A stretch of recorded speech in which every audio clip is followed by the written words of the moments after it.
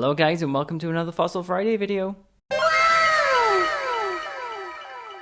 Before we get started on the fossils, just a little announcement. I'm going to be changing up what we do with the channel a little bit, and there's not going to be a Fossil Friday video every week from now on.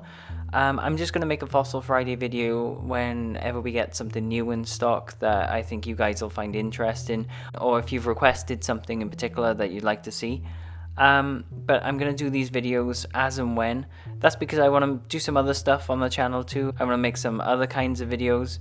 I've spent last week making a video on Spinosaurus, kind of like a dinosaur profile, so hopefully you guys will like that.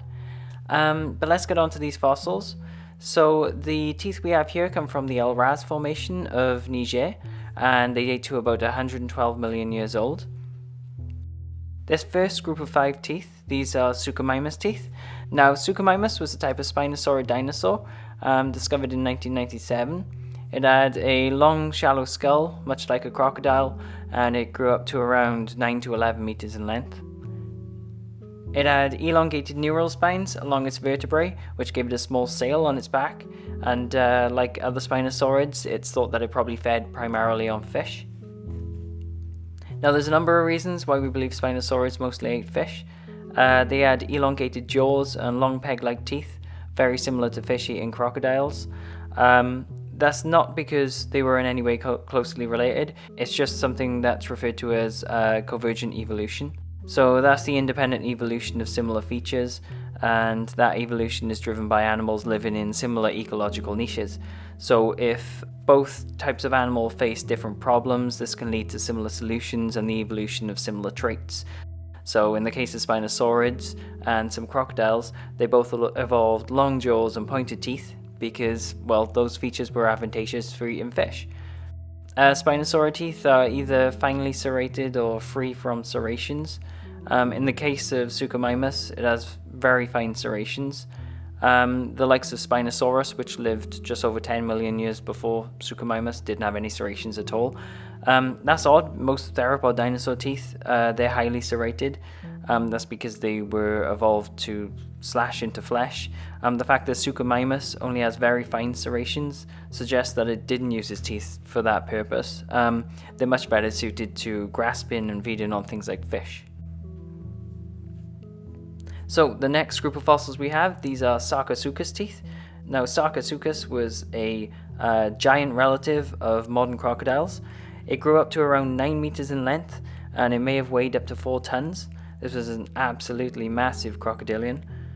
Due to the size and the broad shape of its skull, it's thought that it most likely could have only fed on things like dinosaurs and other crocodilians. And for anybody looking to buy a Suchomimus tooth or a Sarcosuchus tooth, I'll go over how to differentiate between them in a moment, because I know there's some confusion about that sometimes and they can be hard to tell apart, so I'll discuss that in a minute.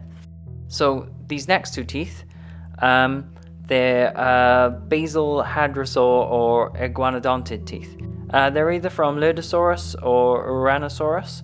Unfortunately, I can't find enough information on these to narrow them down any further than that. But I know that they're from one of these 2 dinosaurs, as they're too large to be from the other only possible candidate, which is Elrhazosaurus. I've never had one of these before, let alone 2, so they're a very cool pair of teeth. And lastly, we have a Kryptops tooth. Now, Kryptops was an abeliosaurid dinosaur. It was actually only found in 2008, and it's known from limited skeletal material, but the teeth are very similar to the abeliosaurid teeth that you find in the Kemkem beds of Morocco. So they have a straight mesial edge, which is characteristic of abeliosaurid teeth, and the serration count on this one is around 15 serrations over a 5 millimeter length on the mesial edge. That's typical of Kryptops teeth. Rugops is another abeliosaurid found in Niger, but it has bigger serrations than this. Okay, so let's go back to the Suchomimus and Sarcosuchus. How to tell them apart. I know collectors are probably going to be interested in this. So my first piece of advice will probably be look for serrations. If you've got serrations on the tooth, then almost certainly what you've got is a Suchomimus tooth, as Sarcosuchus teeth aren't serrated. The serrations are very fine on these teeth. If you collect teeth or amber or anything like that, I'd highly recommend getting a USB microscope. You can get them on Amazon and eBay for like £20–30. It's definitely worth getting one of those. We use ours all the time to count serrations and stuff like that. It's a very cheap way of doing that. We also use a digital camera. We use this camera for more detailed shots and to get better photos.